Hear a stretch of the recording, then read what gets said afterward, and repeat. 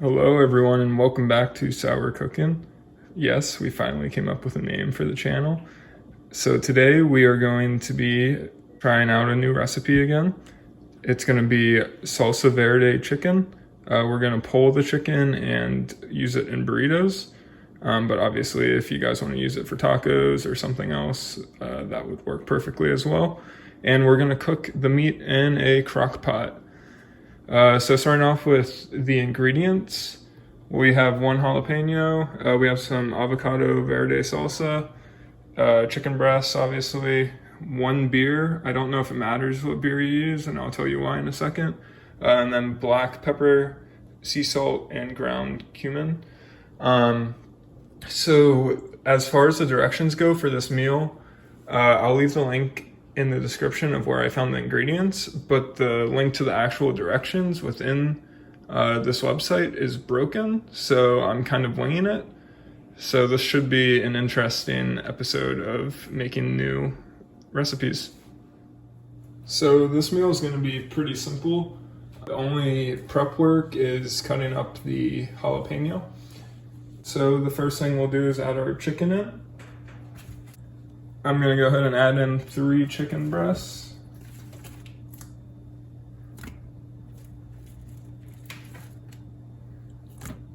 Let's move on to the jalapeno. I'm going to go ahead and cut up the jalapeno. One thing the ingredient list did say was to not include the stem in the actual cooking of the meal. But it did say to dice up the jalapeno, and it said if you want hotter chicken, like spice-wise, include the seeds when you add the jalapeno in. So we have our chopped up jalapeno here. I kept maybe 50% of the seeds. We'll go ahead and dump that right on in there. Next, we're moving on to the beer. I have a Breckenbach beer. I have no idea if it's any good or not. I just got the cheapest beer I could find because the ingredient list did not specify what kind of beer to get. So apparently I'm embarrassingly bad at opening beer, and I ended up spilling beer all over my kitchen. But we are now ready to go ahead and add it in.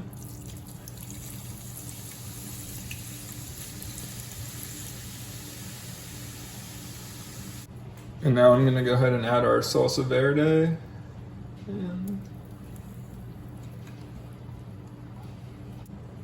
Alright, and now we're going to go ahead and add our seasoning in, starting off with some salt. There's no specification to how much salt to add, so I'm just going to add a good amount in there. And then black pepper. Same thing with the black pepper, there's no specification on how much to add, so I'm just going to add a decent amount in. And lastly, we're going to add 2 teaspoons of ground cumin. Alright, and there's our 2 teaspoons of cumin. And now I'm going to go ahead and just mix all this up. Try to spread that salsa verde out a bit. Mix it in with the beer. That's looking pretty good there. So now we're good to go and cook it. There's no directions online on how long to cook it, so I'm going to do something similar to the barbecue pulled chicken that I've made in the past. What we did for the barbecue pulled chicken was cook it on high for 3 hours and 30 minutes. So I'm going to do the same thing here, 3 hours and 30 minutes. At the end of that, I'm going to go ahead and pull it and then let it sit in the sauce for 15 minutes after that. This could go terribly wrong, but since there's no directions, I'm just kind of going for it, and we shall see what happens.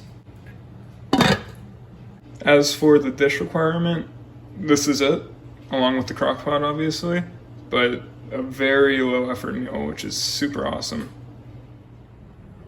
It's been about 3 hours now, so I'm going to go ahead and lift the top off and we'll take a look at it. So I did take a look at it at 2 hours and I thought it looked good, and I started trying to shred the chicken, but it just wasn't happening, so I realized it needed more time. But now all I'm doing is taking 2 forks and pulling the chicken apart. One thing I will say is this doesn't look super appetizing, but it smells amazing. Like absolutely amazing. Alright, so now that our chicken is pulled apart, I'm going to go ahead and put the top back on and just leave the crock pot going until we're ready to eat, which is going to be about 30 minutes from now. And I'll just let all that shredded chicken soak up the juices in there. Alright, so the meat has been soaking for a little bit. Still looks about the same as when I broke it up, but let's go ahead and get it plated on a nice Salsa Verde chicken burrito. Alright, so now we're gonna plate the Salsa Verde chicken on our burrito. We put some guacamole down first. And there it is with the meat on top. Now we're gonna add some cheese.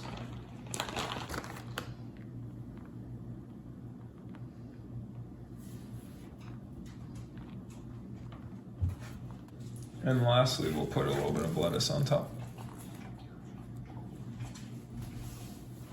So here we have our final plated Salsa Verde chicken burritos. We're gonna go ahead, roll them up and taste them, and then we'll get to the scores afterwards. We finished up eating the Salsa Verde chicken burritos, so let's go ahead and talk about it. Starting off with taste. The Salsa Verde chicken tasted amazing. It was super juicy, which made the burritos pretty messy, so it might be better suited for a different kind of meal than a burrito. But it was super good, and I would highly recommend trying it. So we gave it a 8 out of 10. Moving on to effort, this was a very easy meal to make. It required very little prep work. The most difficult part of it was chopping up the lettuce, and that wasn't a real part of making the chicken itself.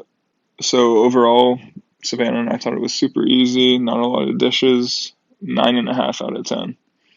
And cost-wise, there really wasn't anything super expensive with it. The Salsa Verde wasn't too much. Jalapenos very cheap. The most expensive part of it for us was buying beer, because Savannah and I don't drink beer. But a lot of you at home might already have beer in your kitchen. So we gave it a 9 out of 10.